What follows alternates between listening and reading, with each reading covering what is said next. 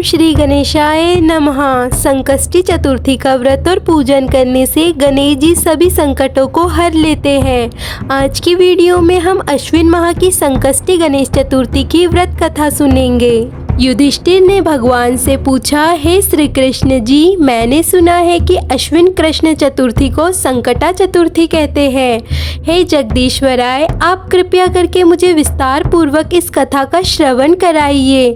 श्री कृष्ण जी ने उत्तर में कहा कि प्राचीन काल में यही प्रश्न पार्वती जी ने गणेश जी से किया था कि हे देव, अश्विन माह में किस प्रकार गणेश जी की पूजा की जाती है, इसे करने से क्या फल मिलता है। यह सुनकर गणेश जी ने कहा, हे माता, सिद्धि की कामना रखने वाले व्यक्ति को चाहिए कि अश्विन माह में कृष्ण पक्ष की चतुर्थी की पूजा विधि पूर्वक करे। इस कथा अनुसार एक समय की बात है, वाणासुर की कन्या उषा ने सुषुप्त अवस्था में अनिरुद्ध का सपना देखा। अनिरुद्ध के विरह से वह इतनी अभिलाषी हो गई कि उसके चित्त को किसी भी प्रकार से शांति नहीं मिल रही थी। उसने अपनी सहेली चित्रलेखा से त्रिभुवन के संपूर्ण प्राणियों के चित्र बनवाए। जब चित्र में अनिरुद्ध को देखा तो कहा, मैंने इसी व्यक्ति को स्वप्न में देखा था, इसी के साथ मेरा पारिग्रहण भी हुआ था। हे सखी, यह व्यक्ति जहाँ कहीं भी मिल सके ढूंढ लाओ, अन्यथा इसके वियोग में मैं अपने प्राण छोड़ दूंगी। अपनी सखी की बात सुनकर चित्रलेखा अनेक स्थानों में खोज करती हुई द्वारकापुरी में आ गई। चित्रलेखा राक्षसी माया जानती थी। उसने वहां अनिरुद्ध को पहचान कर उसका अपहरण कर लिया और रात्रि में पलंग सहित अनिरुद्ध को उठाकर वह गोधूली वेला में वाणासुर की नगरी में प्रविष्ट हुई। इधर प्रद्युम्न को पुत्र शोक के कारण असाध्य रोग से ग्रसित होना पड़ा। अपने पुत्र प्रद्युम्न और पौत्र अनिरुद्ध की घटना से कृष्ण जी भी व्याकुल हो उठे। रुक्मणी भी पौत्र के दुख से दुखी होकर बिलखने लगी और खिन्न मन से कृष्ण जी से कहने लगी, हे नाथ, हमारे प्रिय पौत्र को किसने हरण कर लिया, या वह अपनी इच्छा से ही कहीं चला गया है। मैं आपके सामने शोकाकुल हो अपने प्राण छोड़ दूंगी। रुक्मणी की ऐसी बात सुनकर श्री कृष्ण जी यादवों की सभा में उपस्थित हुए। वहां उन्होंने परम तेजस्वी लोमश ऋषि के दर्शन किए। उन्हें प्रणाम कर श्री कृष्ण ने सारी घटना कहकर सुनाई। श्री कृष्ण ने लोमश ऋषि से पूछा कि हे मुनिवर, हमारे पौत्र को कौन ले गया, वह कहीं स्वयं तो नहीं चला गया है।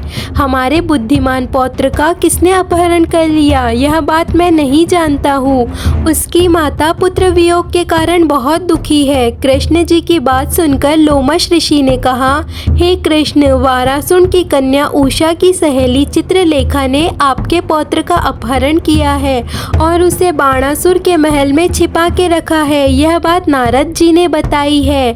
आप अश्विन माह के कृष्ण पक्ष की चतुर्थी संकटा का अनुष्ठान कीजिए। इस व्रत के करने से आपका पौत्र अवश्य ही आ जाएगा। ऐसा कहकर मुनिवर वन में चले गए। श्री कृष्ण जी ने लोमश ऋषि की बात सुनकर व्रत किया। इस व्रत के प्रभाव से उन्होंने अपने शत्रु बाणासुर को पराजित कर दिया। यद्यपि उस भीषण युद्ध में शिवजी ने भी बाणासुर की बड़ी रक्षा की, फिर भी वहां परास्त हो गया। भगवान कृष्ण ने कुपित होकर बाणासुर की सहस्त्र भुजाओं को काट डाला।